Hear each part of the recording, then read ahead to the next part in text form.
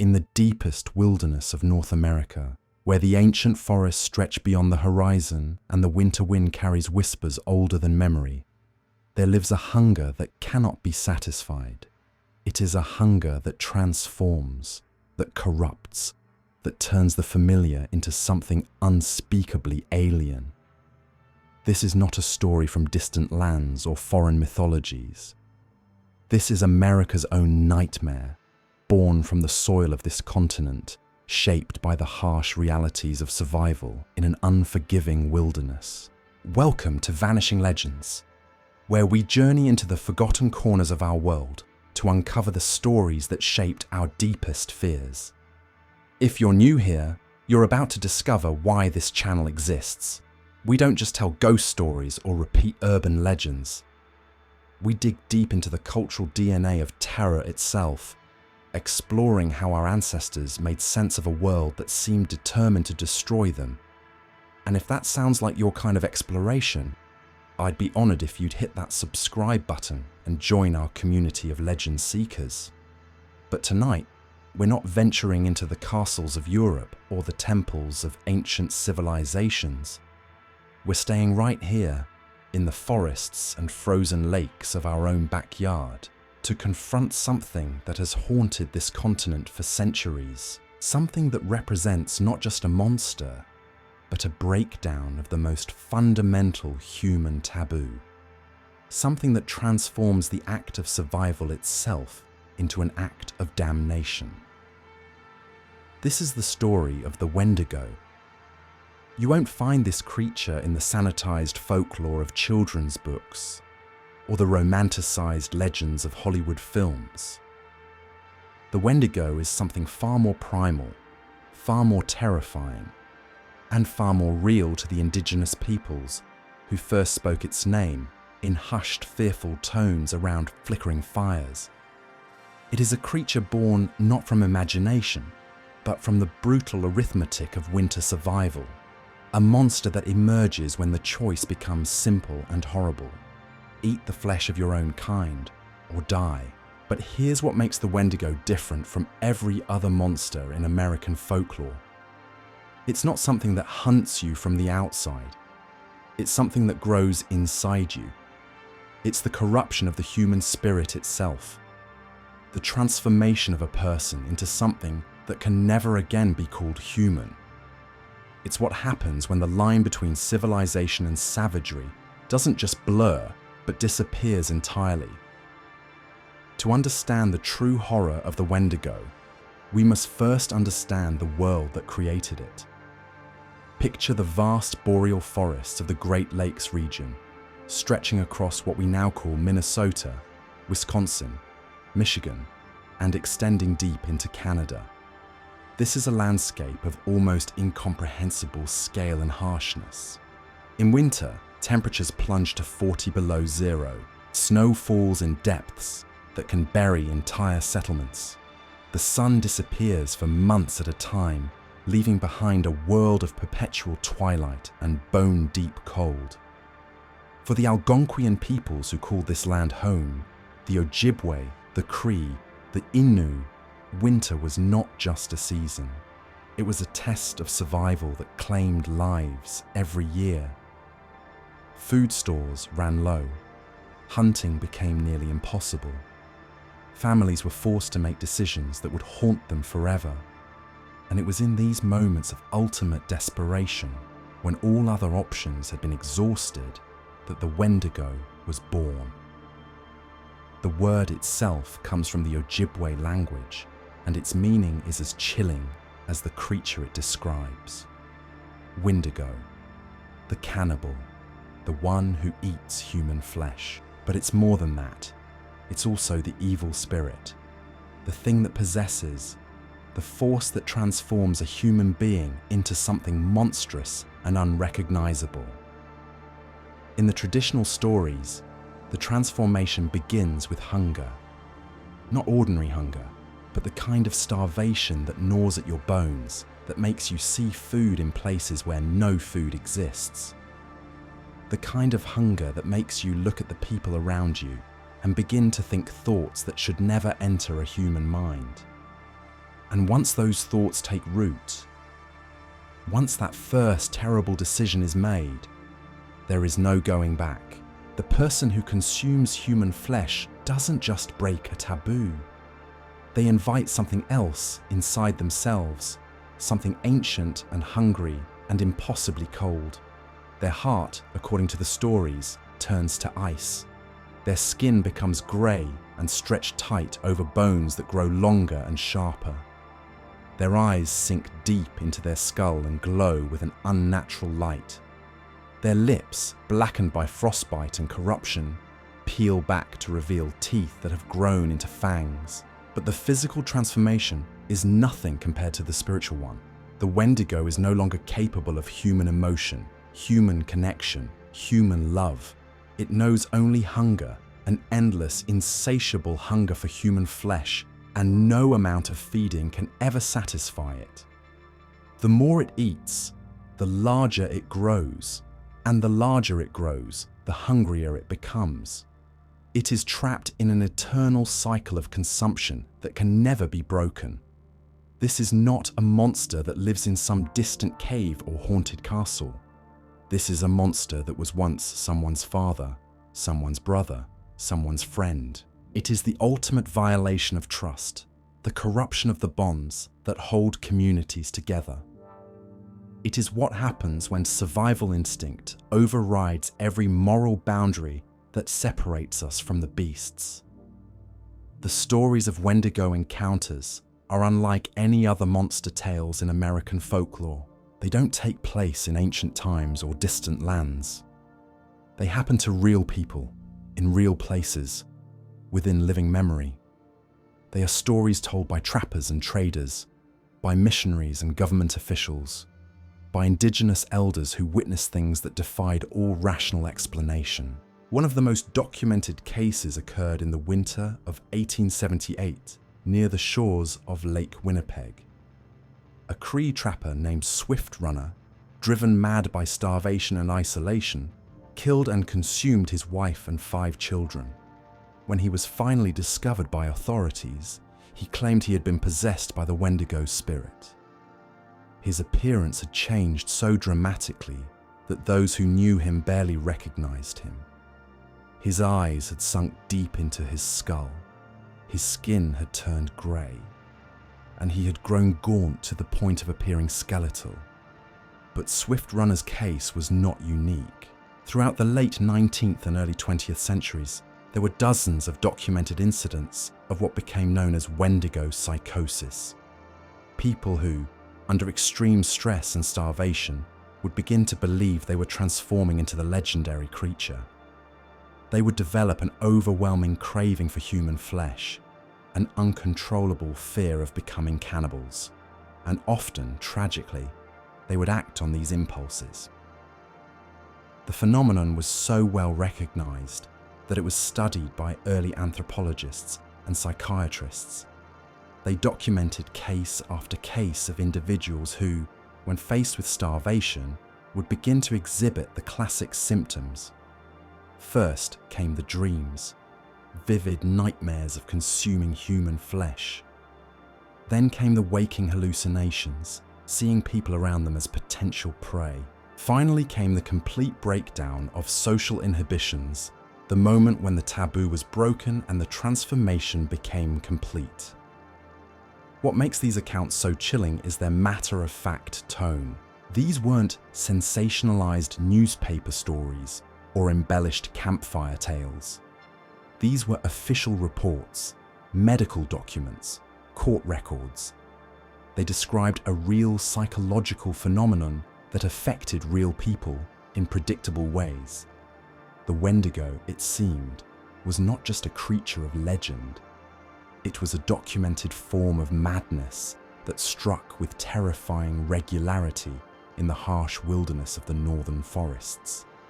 But the indigenous peoples who first named the Wendigo understood something that the outside observers missed.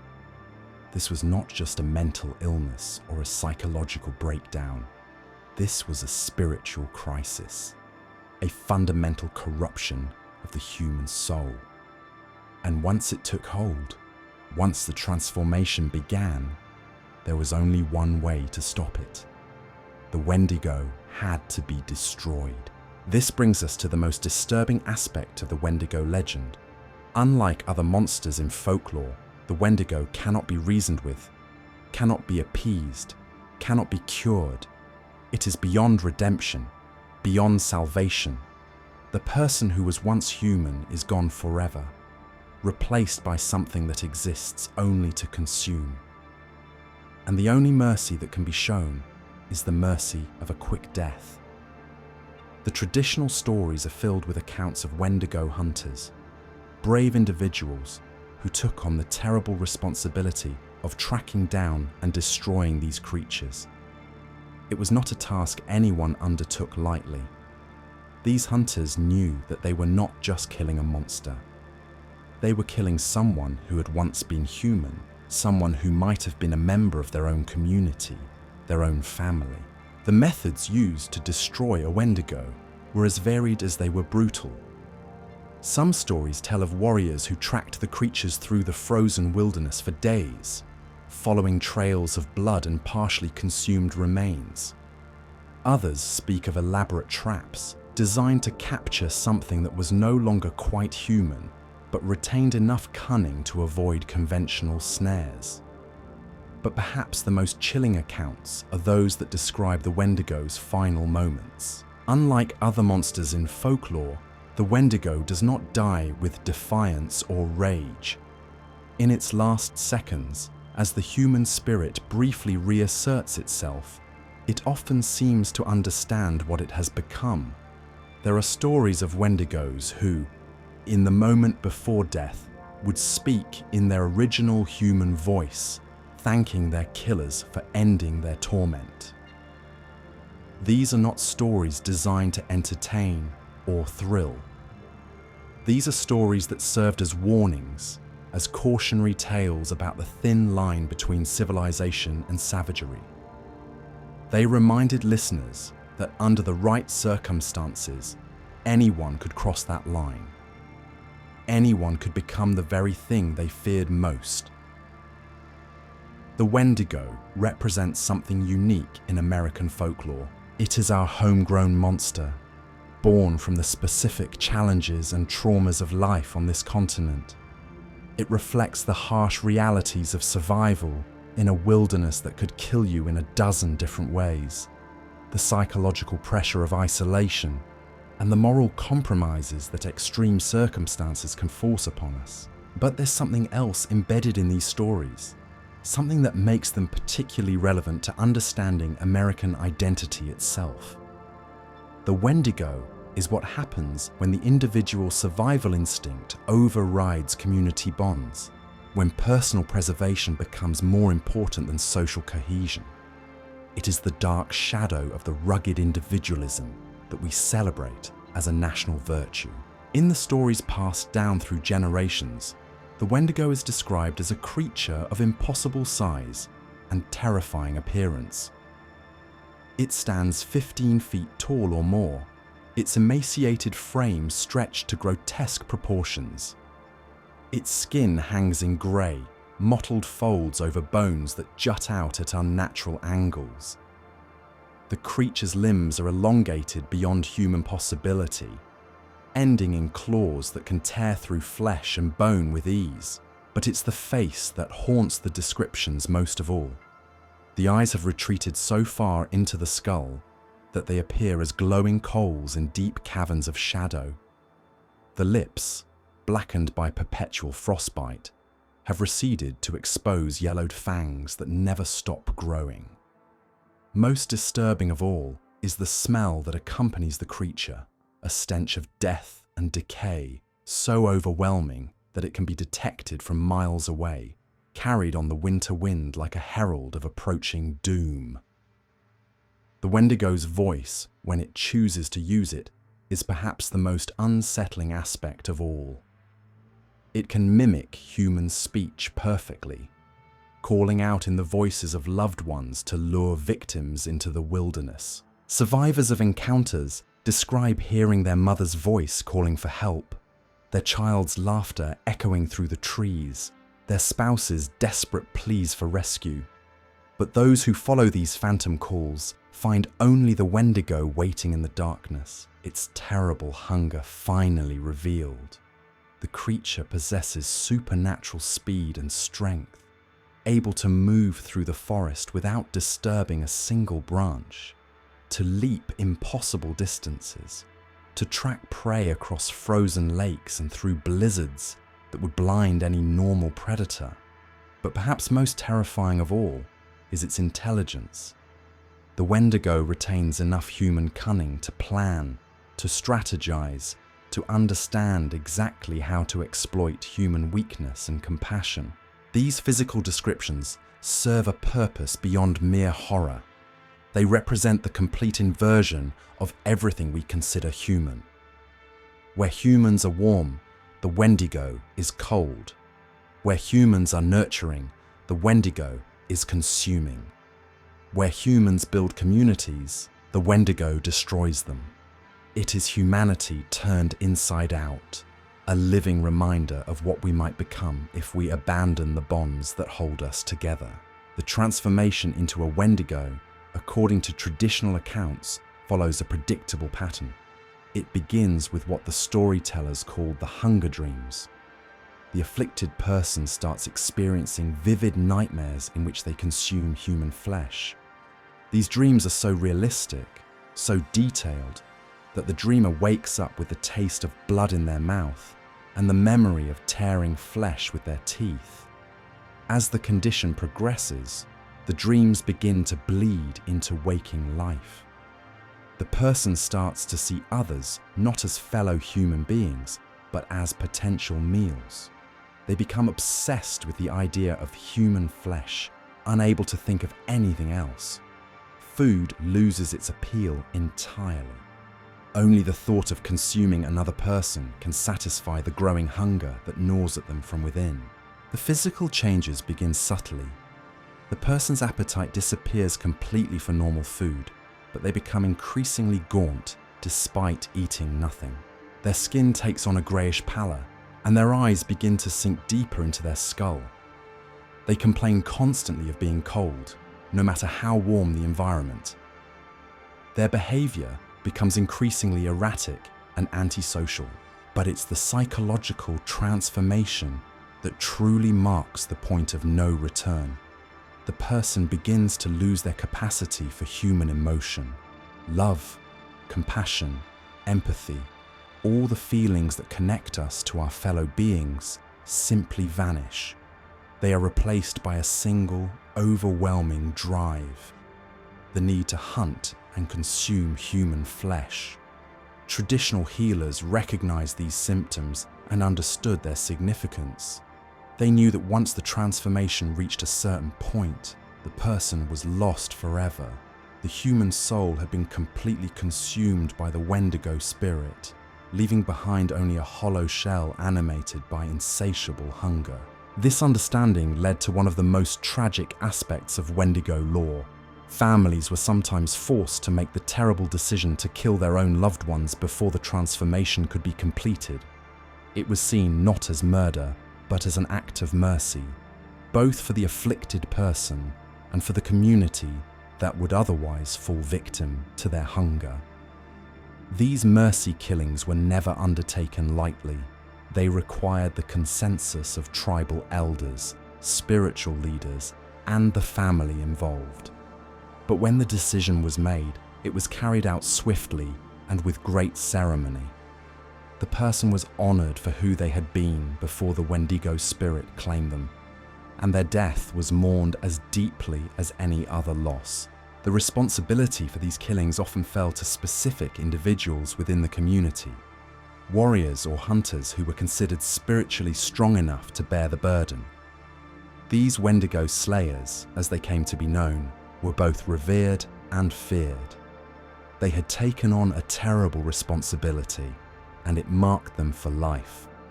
But what happened when the transformation was allowed to run its course? When the person fully became a Wendigo?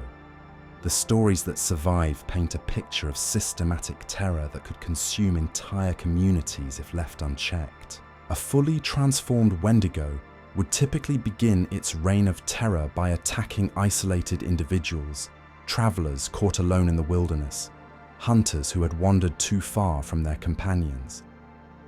These initial victims would simply disappear, leaving behind only scattered bones and bloodstains in the snow. But as the creature grew stronger and bolder, it would begin targeting entire families, entire settlements. The attacks would come at night, when people were most vulnerable. The Wendigo would use its supernatural abilities to enter homes without being detected, selecting its victims with calculated precision. What made these attacks particularly horrifying was the creature's intimate knowledge of its victims. Remember, the Wendigo had once been human, had once been part of the community it was now terrorizing. It knew everyone's habits, their fears, their relationships. It could exploit this knowledge with devastating effect. The creature might appear to a mother in the form of her lost child, leading her deep into the forest where her screams would never be heard. It might call to a hunter using his brother's voice, drawing him away from safety into an ambush. The Wendigo's ability to manipulate human emotion and social bonds made it the perfect predator of human communities. As the attacks continued, the psychological impact on the surviving community members was as devastating as the physical toll. Trust began to break down. People became suspicious of each other, wondering if the person sitting next to them might be the next to transform. Families began to isolate themselves, afraid to venture out, afraid to let their children play in the woods, afraid to be alone. This social breakdown was, in many ways, exactly what the Wendigo represented. It was the ultimate destroyer of community bonds, the force that turned neighbor against neighbor, family member against family member. The very act of surviving its presence required people to abandon the social connections that made them human. Here on Vanishing Legends, we've explored monsters from around the world, but few are as psychologically complex as the Wendigo. It forces us to confront uncomfortable questions about the nature of humanity itself. What separates us from the beasts? How thin is the line between civilization and savagery? And what happens when the very act of survival requires us to abandon our humanity? The Indigenous peoples who first told these stories understood that the Wendigo was more than just a monster. It was a mirror, reflecting back the darkest possibilities of human nature. It showed them what they might become if they lost sight of the values and connections that held their communities together. But the Wendigo stories also served another crucial function. They provided a framework for understanding and dealing with real psychological crises. When someone in the community began showing signs of what we might now recognize as severe mental illness or psychotic break, the Wendigo mythology gave the community a way to interpret and respond to these frightening changes. The transformation narrative helped people understand that the person they had known and loved was, in a very real sense, gone. The thing that remained might look like their family member, might even retain some memories and mannerisms, but it was no longer truly human. This understanding, harsh as it was, allowed communities to take the necessary steps to protect themselves without being paralyzed by guilt or false hope. The stories also provided guidance for prevention. They taught people to recognize the early warning signs of psychological breakdown, to watch for the hunger dreams, the social withdrawal, the loss of empathy that marked the beginning of transformation. Communities developed rituals and practices designed to strengthen social bonds, to ensure that no individual became so isolated that they might fall prey to the Wendigo spirit. These preventive measures reflected a sophisticated understanding of human psychology. The stories recognized that isolation, trauma, and extreme stress could fundamentally alter a person's relationship with their community and their own humanity. By maintaining strong social connections, by ensuring that no one was left to face their demons alone, communities could protect themselves from the kind of psychological breakdown that the Wendigo represented. But what about those cases where prevention failed? When someone had already begun the transformation, when the hunger dreams had started, when the first signs of the Wendigo spirit's influence became apparent. The traditional response was swift and decisive, but it was also deeply compassionate in its own way. The community would gather to discuss the situation, weighing the evidence, consulting with spiritual leaders, and ultimately making the most difficult decision any group of people can make. If the consensus was that the transformation had progressed too far to be stopped, if the person posed a genuine threat to the community's survival, then the only option left was elimination. These decisions were never made lightly or in haste. The process involved extensive consultation, prayer, and ritual preparation. The person to be killed was often given the opportunity to say goodbye to their loved ones, to make peace with their fate, and to die with whatever dignity could be preserved under such tragic circumstances. The actual killing was typically carried out by designated warriors who had been spiritually prepared for the task. They understood that they were not just ending a life, but preventing the spread of a spiritual contamination that could destroy their entire community. The weight of this responsibility was enormous, and those who carried it out often required extensive ritual purification afterward. These accounts of mercy killings might seem barbaric to modern sensibilities, but they reflected a pragmatic understanding of community survival that was shaped by the harsh realities of life in the northern wilderness.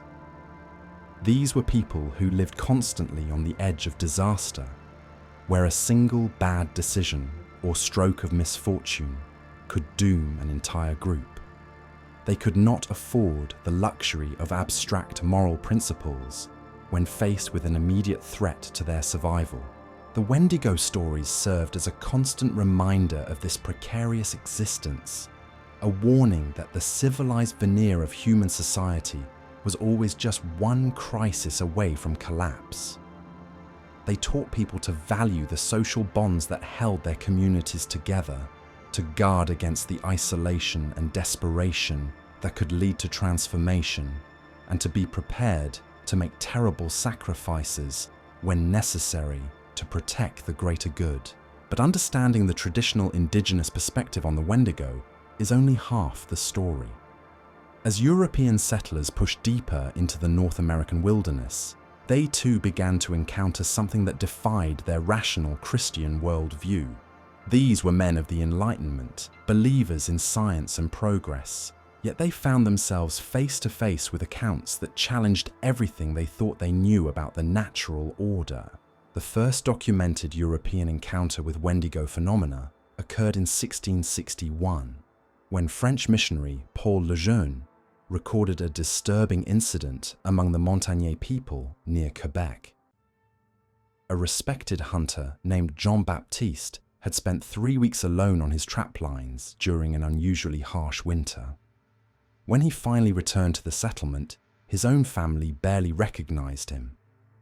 He had lost an enormous amount of weight, his eyes had taken on a wild, unfocused quality, and he spoke obsessively about a terrible hunger that no amount of food could satisfy.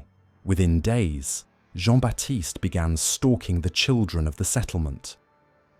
Lejeune wrote in his journal that the man would stand outside homes at night, making sounds that resembled animal calls, but seemed to form words in the native language. The missionary described feeling an overwhelming sense of dread whenever Jean-Baptiste was nearby, as if the very air around him had been contaminated by some malevolent presence. The situation came to a head when Jean-Baptiste attacked a young girl, attempting to bite her throat. It took 5 men to subdue him, and even then, He fought with a strength that seemed impossible for someone so emaciated. The tribal elders made their decision quickly. Jean-Baptiste was executed the following dawn. His body burned completely, and his ashes scattered across running water, according to ancient custom. Lejeune's account was dismissed by church authorities as native superstition mixed with obvious madness, but it established a pattern that would repeat itself dozens of times over the next 2 centuries. European observers, from missionaries to fur traders to government officials, would encounter individuals who exhibited the classic symptoms of Wendigo transformation, and each time they would struggle to explain what they were seeing within their own cultural framework. The Hudson's Bay Company trading posts became inadvertent collection points for these accounts. Traders who spent months alone in the wilderness would return with stories that followed remarkably similar patterns. They spoke of trappers who had disappeared during harsh winters, only to be found later in a state that defied medical explanation. These men would be discovered in remote cabins, surrounded by gnawed human bones, their own bodies wasted away to skeletal proportions, despite clear evidence that they had been feeding regularly. Dr. James Richardson, a company physician who worked the Northern Territories in the 1850s, kept detailed medical records of what he termed wilderness madness. His journals describe case after case of men who exhibited identical symptoms: complete loss of appetite for normal food, obsessive craving for human flesh, dramatic physical deterioration, and a peculiar odor that Richardson described as the smell of a charnel house mixed with the scent of deep winter. Richardson was particularly struck by the consistency of the delusions reported by these men. They all claimed to be growing larger, to be transforming into something inhuman, to be compelled by a hunger that could never be satisfied. Most disturbing of all, they all reported the same recurring dream: standing in a vast, frozen wasteland, calling out to loved ones who approached eagerly, only to be consumed in an orgy of feeding that brought no satisfaction, only deeper hunger. These medical accounts began to attract attention in academic circles. The emerging field of psychiatry was fascinated by what appeared to be a culture-specific form of mental illness, a madness that seemed to manifest only in the harsh conditions of the northern wilderness. Papers were written, theories proposed, conferences held. The Wendigo had become a subject of scientific study, but the scientists and doctors missed something crucial that the indigenous peoples understood instinctively. They were looking at the phenomenon through the lens of individual pathology, trying to understand it as a medical condition affecting isolated patients. They failed to grasp that the Wendigo was fundamentally a social phenomenon, a breakdown in the bonds that connected individuals to their communities. The traditional stories never spoke of lone Wendigos arising in isolation. The transformation always occurred within a social context, usually during times when communities were under extreme stress. The creature was born not just from individual desperation, but from the collapse of the social structures that normally provided support, guidance, and meaning to human existence. This communal aspect of the Wendigo phenomenon becomes clear when we examine the historical record more closely. The documented cases cluster around specific events: harsh winters that forced communities into starvation, epidemics that decimated populations, conflicts that separated families and destroyed traditional ways of life. The Wendigo emerged when the social fabric itself began to tear apart. Take the winter of 1782, known in Cree oral history as the Winter of the Black Wind. A series of devastating blizzards cut off trade routes and made hunting impossible across vast stretches of what is now Manitoba. Entire communities found themselves trapped in their settlements with dwindling food supplies and no prospect of rescue until spring. The historical record from that winter documents 7 separate cases of Wendigo transformation across different communities. In each instance, the pattern was identical: a community member would begin exhibiting the classic symptoms, the transformation would progress rapidly, and the community would be forced to take decisive action to prevent a complete breakdown of social order. But here's what makes these cases particularly significant. In every instance, the person who transformed had been someone who held a position of responsibility within the community. These weren't outcasts or individuals already on the margins of society. They were hunters, leaders, spiritual guides, people upon whom others depended for survival. Their transformation represented not just individual tragedy, but a fundamental threat to the community's ability to function. This pattern suggests that the Wendigo transformation might have served as a kind of social pressure valve, a way for communities to eliminate individuals who had become liabilities rather than assets during times of extreme crisis. The person who consumed precious food without contributing to the group's survival, who hoarded resources while others starved, who put their own needs above the community's welfare, might find themselves accused of Wendigo transformation. This interpretation doesn't diminish the genuine terror that these communities felt when confronted with the phenomenon. Whether the Wendigo was a supernatural entity or a form of collective psychological projection, its effects on community cohesion were devastatingly real. Families were torn apart, long-standing alliances were shattered, and entire social structures could collapse under the weight of suspicion and fear. The arrival of European influence only made the situation more complex and dangerous. Traditional indigenous communities had developed sophisticated mechanisms for dealing with Wendigo phenomena, but these systems began to break down as outside authorities imposed new laws and customs.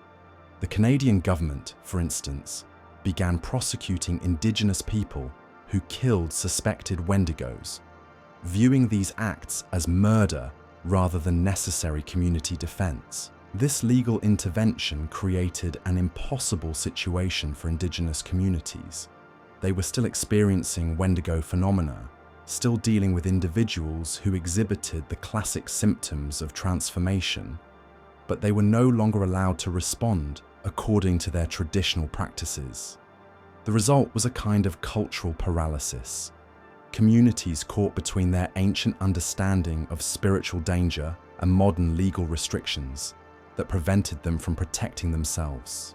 The case of Jack Fiddler, an Ojibwe chief, illustrates this tragic collision between traditional practice and modern law. Fiddler was renowned throughout the region as a Wendigo slayer, someone who had taken on the terrible responsibility of eliminating transformed individuals when necessary. Over the course of his lifetime, he was credited with killing 14 Wendigos, always acting with the full support and approval of his community. But in 1907, Canadian authorities arrested Fiddler for the murder of his brother's wife, who had been exhibiting classic Wendigo symptoms. Despite testimony from dozens of community members confirming the woman's transformation, despite detailed accounts of her increasingly dangerous behavior, the court refused to acknowledge the legitimacy of Indigenous spiritual beliefs. Fiddler was convicted of murder and sentenced to death. The old chief never made it to execution. He died in custody, some say by suicide. Others claim from heartbreak at seeing his life's work criminalized by outsiders who couldn't understand the spiritual realities he had dedicated his life to confronting. His death marked the end of an era, the final breaking of the traditional systems that had allowed Indigenous communities to deal with Wendigo phenomena for countless generations. Yet the stories didn't end with Jack Fiddler's death. If anything, the suppression of traditional responses seemed to make the Wendigo phenomenon more dangerous, not less. Without the community mechanisms that had previously contained and eliminated transformed individuals, cases began to proliferate and spread beyond their traditional boundaries. The early 20th century saw a surge in what psychiatrists termed Wendigo psychosis cases, not just among Indigenous populations, but among European settlers and even urban dwellers who had never set foot in the northern wilderness. It was as if the spiritual contamination that the traditional stories warned about had begun to spread beyond its original containment systems. Dr. Morton Tyker, a psychiatrist working in northern Ontario in the 1920s, documented dozens of cases involving individuals who had no direct connection to Indigenous culture, but who exhibited identical symptoms to those described in traditional Wendigo accounts. These patients reported the same hunger dreams, the same obsessive cravings for human flesh, the same progressive loss of empathy and human connection. Tyker was particularly puzzled by the consistency of the delusions across different cultural backgrounds. He found it difficult to explain how individuals who had never heard traditional Wendigo stories could develop such remarkably similar symptom patterns. His notes suggest that he began to suspect something deeper was at work, something that transcended simple cultural transmission or individual psychological breakdown. The phenomenon seemed to be spreading through what we might now recognize as a form of psychological contagion. Individuals who came into contact with Wendigo cases, even in professional capacities, began to report intrusive thoughts about cannibalism, obsessive fears of transformation, and a growing sense of disconnection from human community. It was as if exposure to the phenomenon itself created a kind of spiritual vulnerability.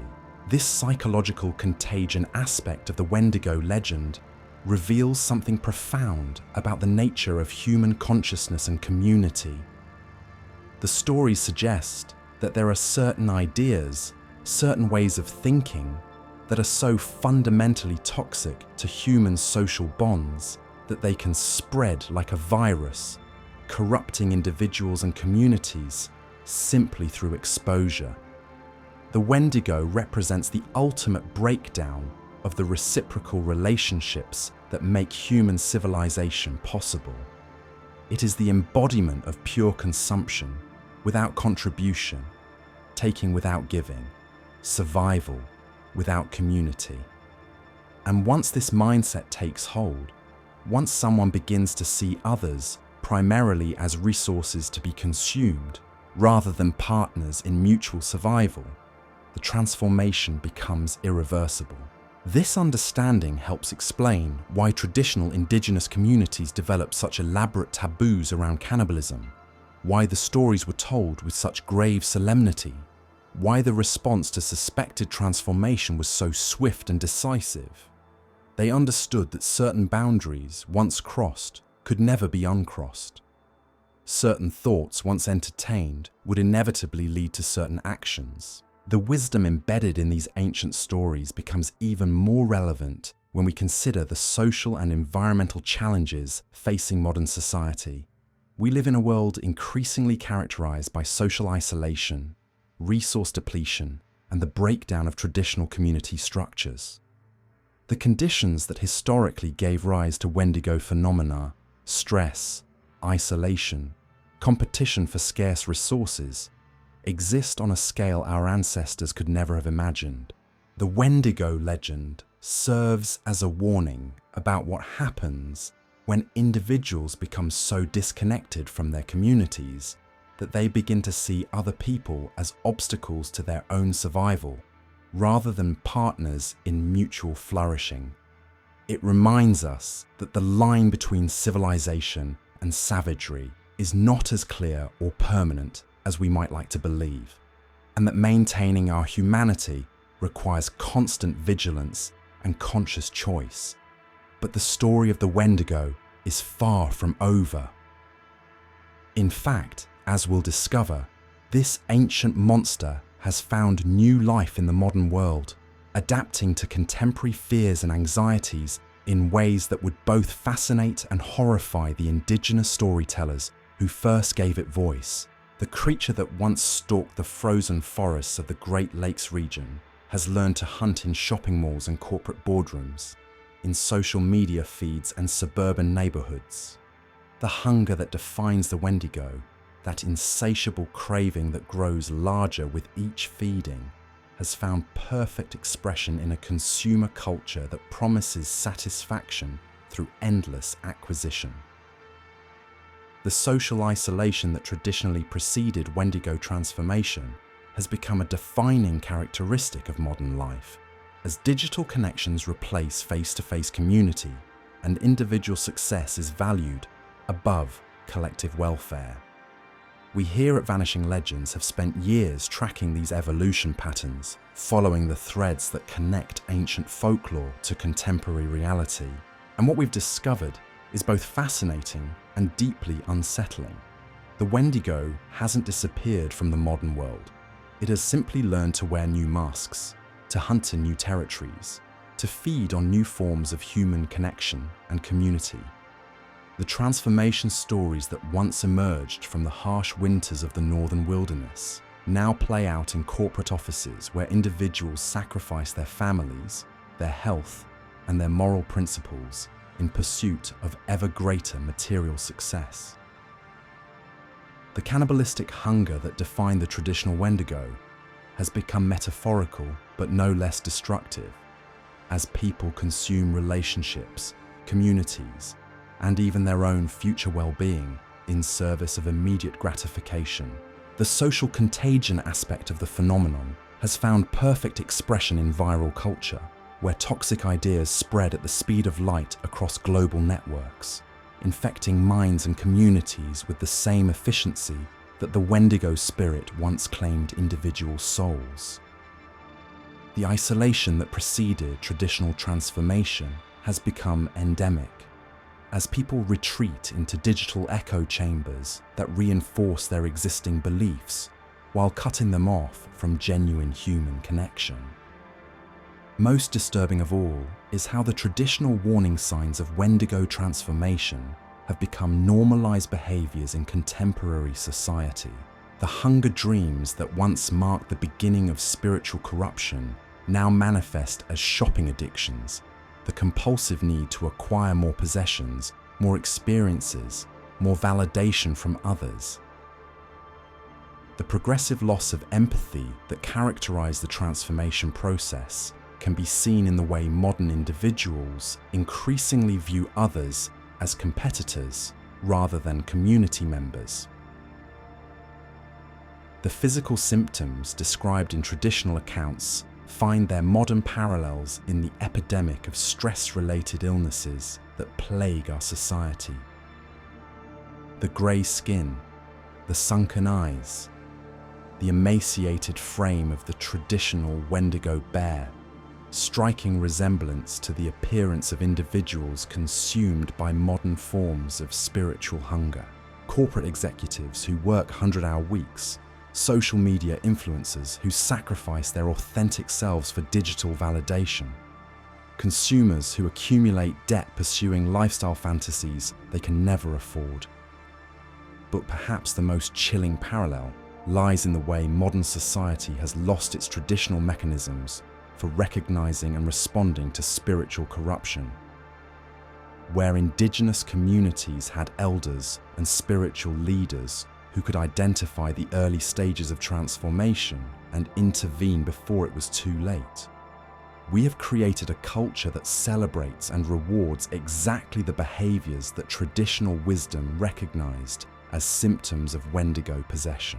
The relentless pursuit of individual success at the expense of community welfare, the willingness to consume resources without regard for future generations, the reduction of human relationships to transactional exchanges, these are not signs of health and prosperity. They are symptoms of the same spiritual sickness that once drove people to cannibalism in the frozen wilderness. And just as the traditional Wendigo could mimic human voices to lure victims into the forest, modern manifestations of this ancient hunger have learned to speak in the language of progress, success, and personal fulfillment. They promise satisfaction through consumption, connection through technology, security through accumulation.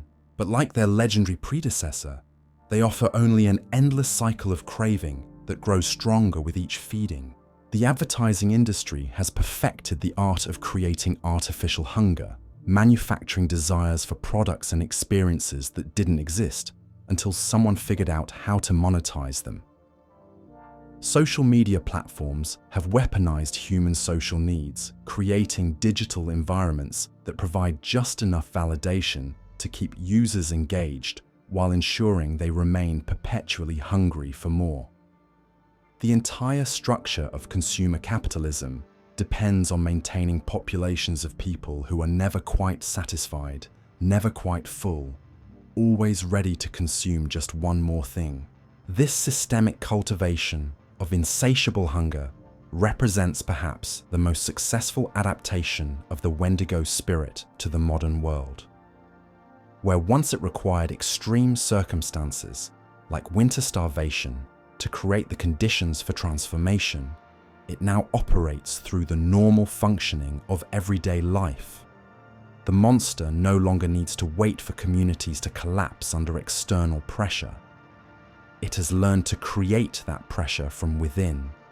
The traditional stories spoke of the Wendigo's ability to grow larger with each feeding, becoming more monstrous and more hungry the more it consumed. We can see this same pattern in the way modern consumer culture has evolved over the past century. What began as a system designed to meet basic human needs has transformed into something that creates needs faster than it can satisfy them. An engine of perpetual dissatisfaction that treats the planet's resources and human communities as raw material for endless expansion.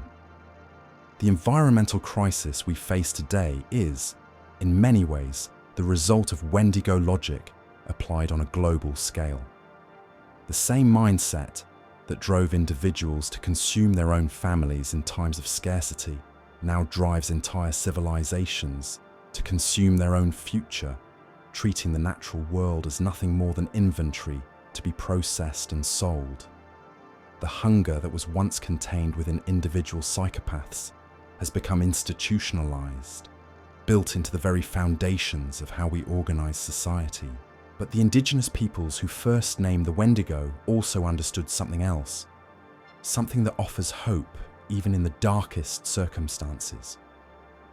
They knew that the monster's power came from isolation, from the breakdown of community bonds that normally provide support and guidance during times of crisis. And they developed sophisticated practices for maintaining those bonds, for ensuring that no individual became so disconnected from their community that they might fall prey to spiritual corruption. These traditional practices offer valuable lessons for addressing the modern manifestations of Wendigo hunger. They remind us that human beings are fundamentally social creatures, that our individual well-being is inseparably connected to the health of our communities, and that maintaining these connections requires conscious effort and ongoing commitment. The ceremony and ritual that surrounded traditional responses to Wendigo phenomena served multiple functions. They provided frameworks for recognizing and addressing spiritual crises before they became irreversible. They reinforced community values and boundaries, reminding everyone of the behaviors and attitudes that were acceptable and those that posed dangers to collective survival. And they created opportunities for healing and restoration, allowing individuals who had begun to drift toward isolation and antisocial behavior to find their way back to human community. Modern society has largely abandoned these communal practices in favor of individualistic approaches to mental health and social problems. We treat addiction, depression, anxiety, and other forms of spiritual distress as medical conditions affecting isolated individuals rather than symptoms of broader social dysfunction. This approach, while sometimes helpful for managing symptoms, fails to address the underlying community breakdown that creates the conditions for these problems to emerge in the first place. The resurgence of interest in traditional Indigenous wisdom, particularly around concepts like community healing and restorative justice, suggests that some people are beginning to recognize the limitations of purely individualistic approaches to social problems. These traditional practices understood something that modern psychology is only beginning to rediscover that healing happens in relationship, that individual well-being cannot be separated from community health, and that addressing spiritual crises requires the active participation of the entire community. Here at Vanishing Legends, we've documented dozens of modern communities that have successfully implemented traditional approaches to addressing what we might recognize as contemporary manifestations of Wendigo phenomena. Urban neighborhoods that have created mutual aid networks to support residents facing economic hardship.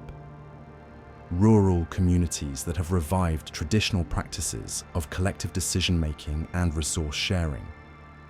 Religious and spiritual communities that have developed rituals for identifying and supporting members who are struggling with various forms of spiritual hunger. These modern examples demonstrate that the wisdom embedded in traditional Wendigo stories is not merely historical curiosity, but practical knowledge that remains relevant for addressing contemporary challenges. They show us that it is possible to create communities that are resilient against the spiritual corruption that consumer culture promotes. Communities that can recognize and respond to the early warning signs of individual and collective breakdown. But implementing these traditional approaches requires a fundamental shift in how we think about human nature and social organization. It means recognizing that the competitive individualism that our culture celebrates is not a natural or inevitable aspect of human behavior, but a learned response that can be unlearned. It means understanding that the pursuit of individual success at the expense of community welfare is not just morally questionable, but practically self-defeating. The traditional Wendigo stories understood that human beings cannot survive as isolated individuals, that our strength comes from our connections to each other, and that maintaining these connections requires ongoing effort and conscious choice. They recognize that the temptation to prioritize individual survival over community welfare is always present, particularly during times of stress and scarcity, and they developed cultural practices specifically designed to resist this temptation. These stories also understood that the consequences of giving in to this temptation extend far beyond the individual who makes that choice. The person who becomes a Wendigo doesn't just destroy themselves. They become a threat to everyone around them. The spiritual corruption spreads, infecting families and communities with fear, suspicion, and the breakdown of social trust. We can see this same pattern in contemporary society, where individuals who have fully embraced consumer culture's promise of satisfaction through endless acquisition often become sources of toxicity in their communities. Their relationships become transactional. Their interactions with others become manipulative, and their presence creates an atmosphere of competition and scarcity that undermines collective well-being. The traditional response to this kind of spiritual corruption was swift and decisive, but it was also profoundly compassionate.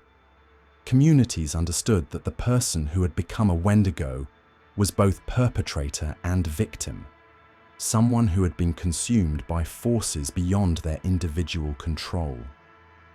The decision to eliminate a transformed individual was made with full recognition of the tragedy involved, both for the person who had been lost and for the community that had failed to prevent their transformation. This compassionate understanding offers important lessons for how we might respond to contemporary manifestations of Wendigo phenomena. It suggests that we should view individuals who have been consumed by various forms of spiritual hunger not as enemies to be defeated, but as casualties of systemic dysfunction that requires collective response. It reminds us that pointing fingers and assigning blame is less important than creating conditions that prevent these transformations from occurring in the first place. The traditional stories also emphasize that everyone in the community shared responsibility for preventing Wendigo transformations. It wasn't enough to simply avoid becoming a monster yourself. You also had an obligation to watch for warning signs in others, to provide support during times of crisis, and to maintain the social bonds that protected everyone from spiritual corruption. This collective responsibility extended to the economic and social structures that governed community life. Traditional indigenous societies developed sophisticated systems for ensuring that resources were shared equitably, that no individual or family faced starvation while others had plenty, and that social status was based on contribution to community welfare rather than individual accumulation. These traditional economic practices were specifically designed to prevent the conditions that gave rise to Wendigo phenomena. They recognized that extreme inequality, resource scarcity, and social isolation created the perfect environment for spiritual corruption to take root. By maintaining systems that ensured everyone's basic needs were met and that social connections remained strong, they created communities that were naturally resistant to this form of spiritual disease. The contrast with contemporary economic systems could not be more stark. Where traditional communities prioritized collective welfare and mutual support, modern capitalism is explicitly designed to create competition, inequality, and individual accumulation. The very behaviors that traditional wisdom recognized as symptoms of spiritual corruption, endless acquisition, disregard for community welfare, reduction of human relationships to transactional exchanges, have become the foundation of our economic system. This systemic promotion of Wendigo-like behaviors helps explain why traditional approaches to preventing spiritual corruption have become so difficult to implement in contemporary society. It's not enough to create small communities that operate according to traditional principles. If those communities exist within larger systems that reward and promote exactly the behaviors they're trying to prevent. The challenge facing modern communities that want to resist the spiritual corruption promoted by consumer culture is how to create alternative systems that can function within the larger context of capitalist society while maintaining their commitment to traditional values of mutual support and collective welfare. This requires not just individual commitment to different ways of living, but collective action to create new institutions and practices that can serve as alternatives to the dominant culture. Some communities have found success by creating parallel economic systems that operate according to different principles. Community-supported agriculture projects that connect urban consumers directly with local farmers. Time banks that allow people to exchange services without using money. Cooperative businesses that prioritize worker welfare and community benefit over profit maximization. These initiatives demonstrate that it is possible to create economic relationships that nourish rather than consume human community. Other communities have focused on reviving traditional practices of mutual aid and collective decision-making. Neighborhood councils that bring residents together to address local problems. Community gardens that provide food security while building social connections. Skill-sharing networks that allow people to learn from each other while reducing dependence on commercial services. These grassroots initiatives show how traditional principles can be adapted to contemporary circumstances. But perhaps the most important lesson from traditional Wendigo stories is that preventing spiritual corruption requires ongoing vigilance and commitment from everyone in the community. It's not something that can be accomplished once and then forgotten, but a continuous process of maintaining social bonds, supporting vulnerable members, and resisting the temptations that lead to individual and collective breakdown. This vigilance must extend to recognizing and responding to the early warning signs of spiritual corruption, both in ourselves and in others. The hunger dreams that mark the beginning of traditional Wendigo transformation have their modern equivalents in the obsessive thoughts about consumption, status, and individual achievement that characterize so much of contemporary life. Learning to recognize these thoughts as symptoms of spiritual illness rather than natural human desires is the first step towards maintaining our humanity in a culture that promotes its opposite. The traditional stories remind us that transformation into a Wendigo was not inevitable, even for individuals who had begun to exhibit warning signs. Early intervention, community support, and spiritual healing could sometimes prevent the complete corruption of an individual's humanity. But this required the active participation of the entire community, not just the person who was struggling. Modern mental health approaches often focus exclusively on treating the individual, expecting people to heal from spiritual wounds in isolation, from the communities that could provide support and meaning. Traditional approaches understood that healing happens in relationship, that individual well-being cannot be separated from community health, and that addressing spiritual crises requires collective action. This understanding suggests that effective responses to contemporary manifestations of Wendigo phenomena must address both individual and systemic factors. It's not enough to help individuals resist the temptations of consumer culture if we don't also work to create communities and institutions that support different ways of living.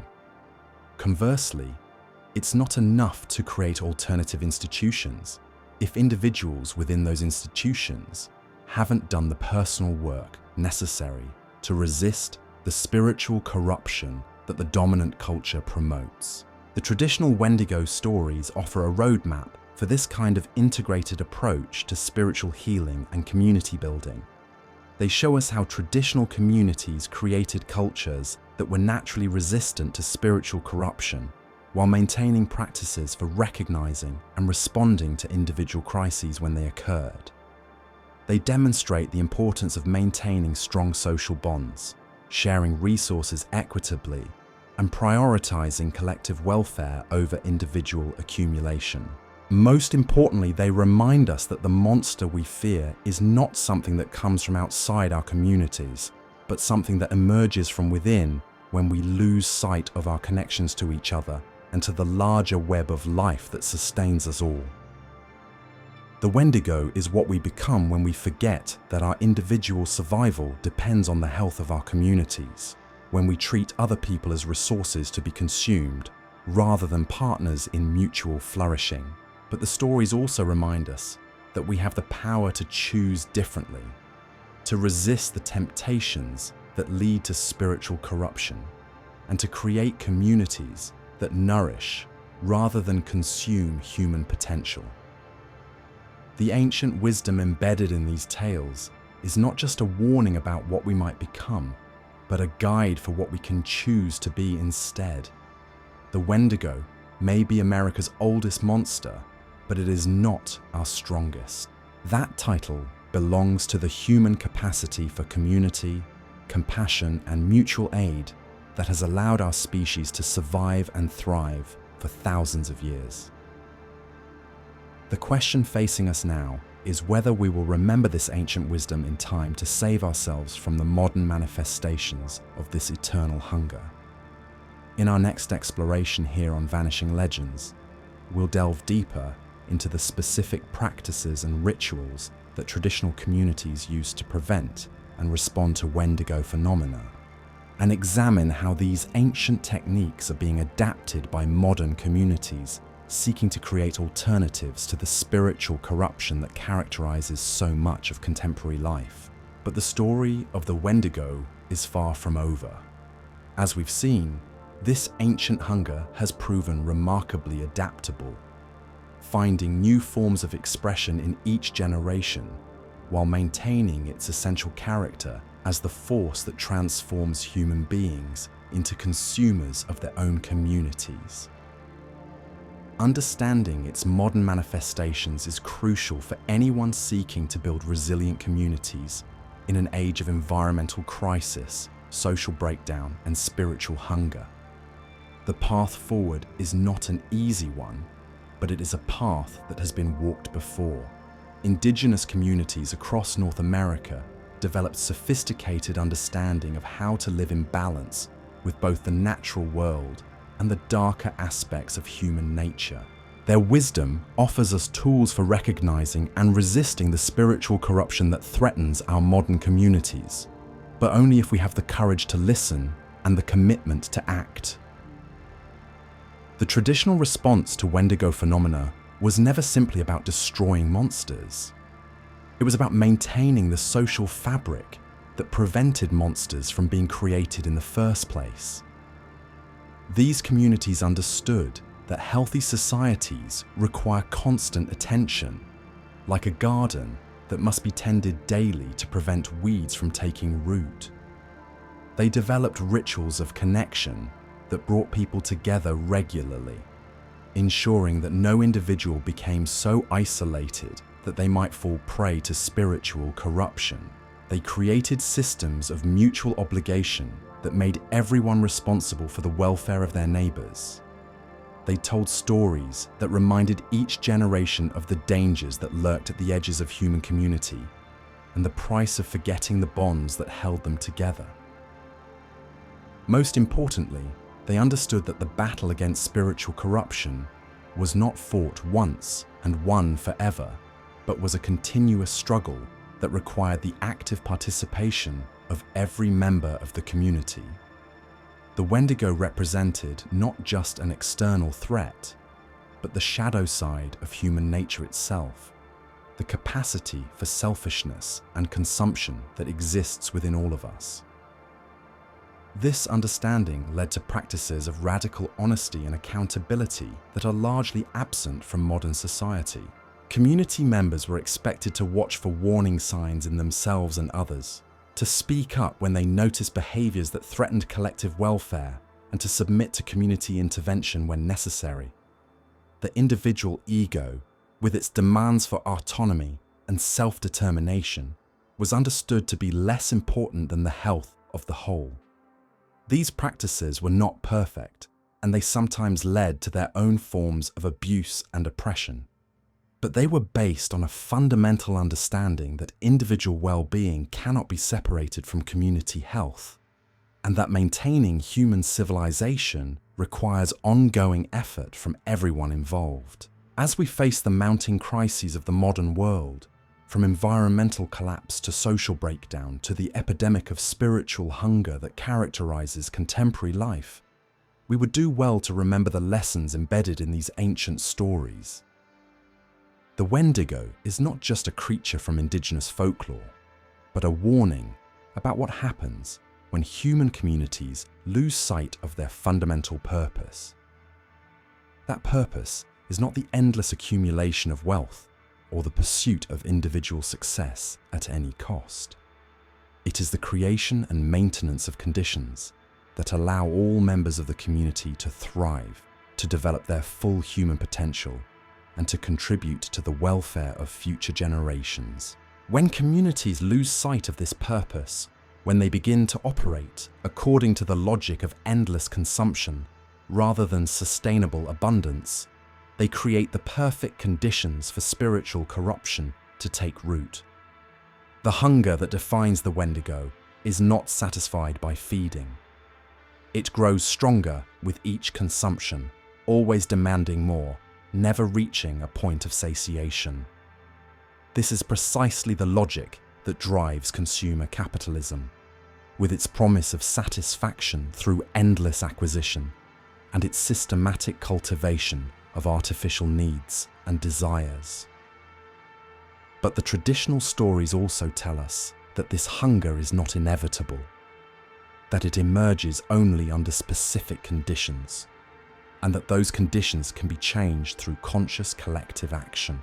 Communities that maintain strong social bonds, that share resources equitably, and that prioritize collective welfare over individual accumulation are naturally resistant to spiritual corruption. The challenge facing modern communities is how to create these conditions within a larger system that actively promotes their opposite. This requires not just individual commitment to different values, but collective action to build alternative institutions and practices that can serve as islands of sanity in an increasingly chaotic world. Here at Vanishing Legends, we've spent years documenting these efforts, following communities that have found ways to resist the spiritual corruption that characterizes so much of contemporary life.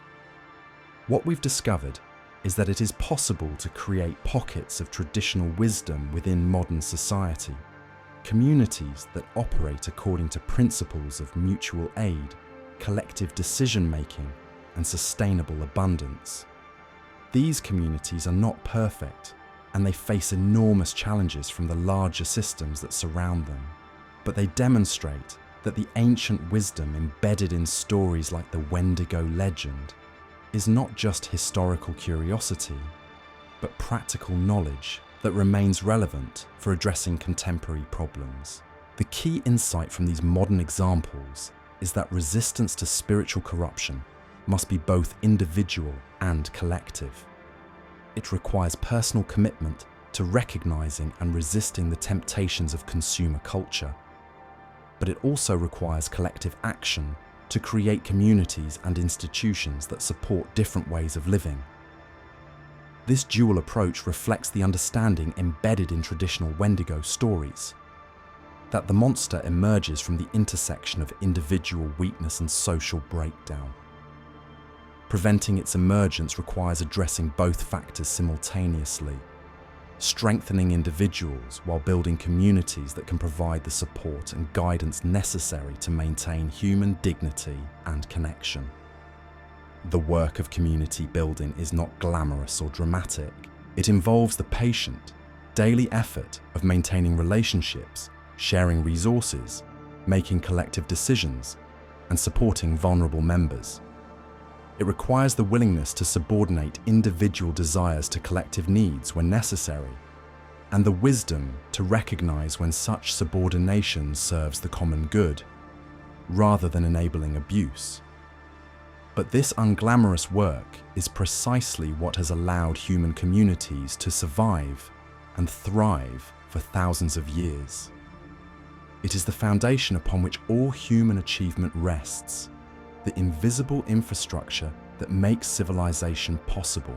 When this infrastructure breaks down, when communities lose their capacity for mutual support and collective action, they become vulnerable to all forms of spiritual corruption, including the ancient hunger embodied by the Wendigo.